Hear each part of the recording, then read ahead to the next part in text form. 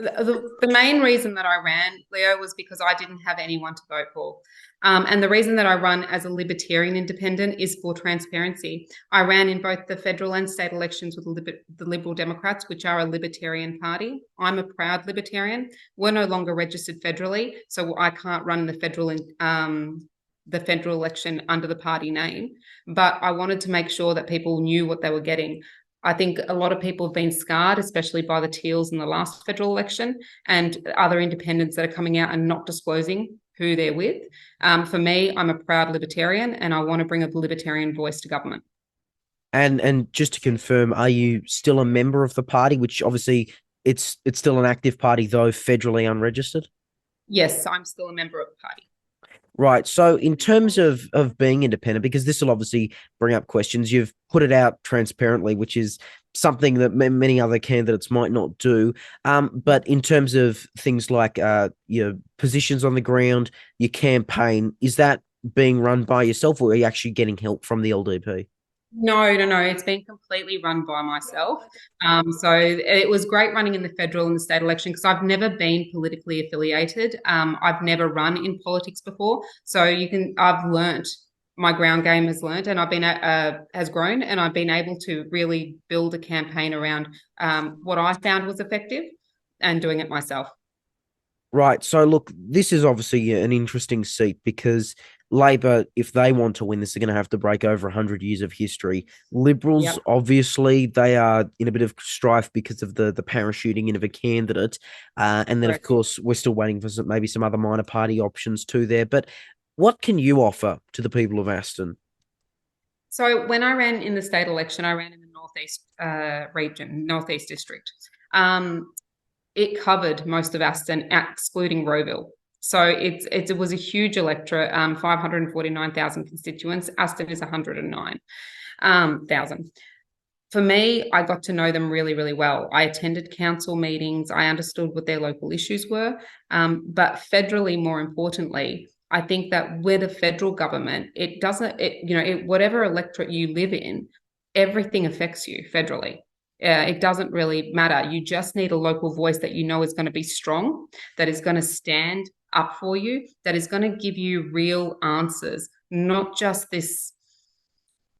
I can't even explain what Chalmers is doing at the moment. It's like actually, someone told me today, tennis elbow, because you don't know what he's going to say. You're just watching that racket go from one side to the other, that ball go from one side to the other. So I think that you just want someone who speaks your language, that's from your community, from your area. I'm from Eltham, so it's 15 minutes down the freeway to get to Aston, and someone who actually understands that federally the decisions that are made up there affect all of us in Victoria.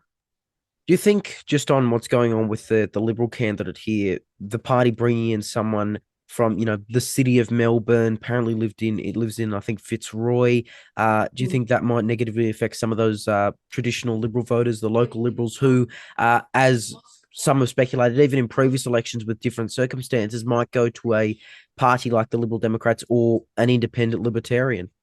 Yeah, no, look, I do think it's going to it's going to hurt them. I really do.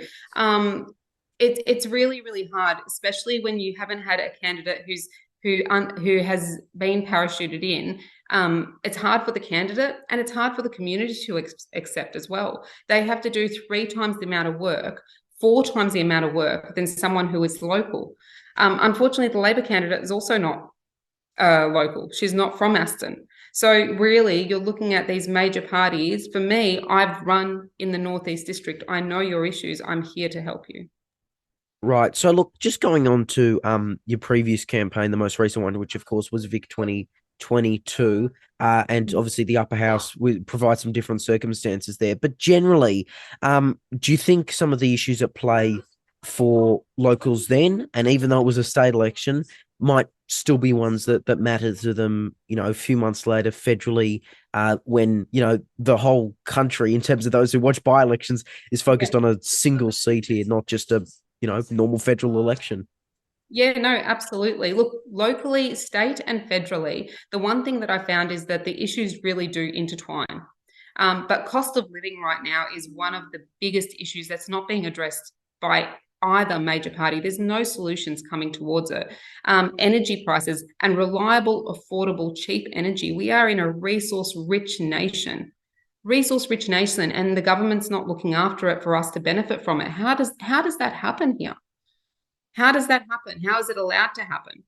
So these issues, education is another one. And education one is for me as a mother of four, I understand how important it is to get it right with our kids the first time, and making sure that the experts, the teachers, are teaching what is specific to each child.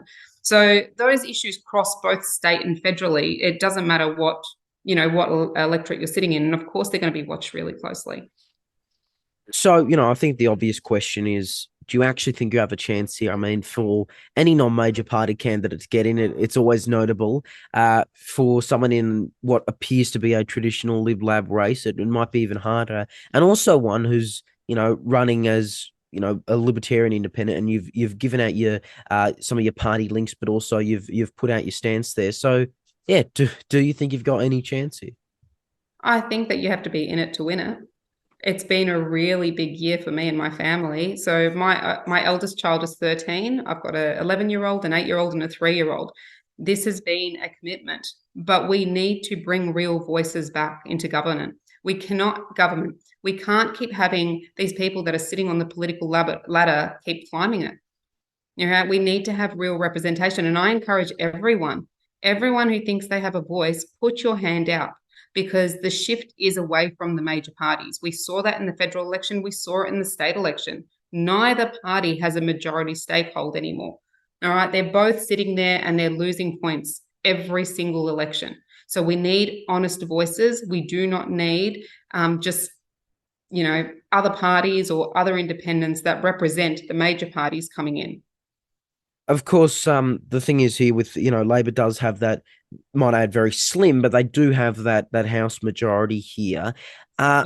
Do you think you're actually going to be able to achieve anything, push the government, if assuming you are elected, when they can just bypass you in the House? They do have that majority. And in terms of the possibility of a Labor MP crossing the floor, I mean, that almost never happens.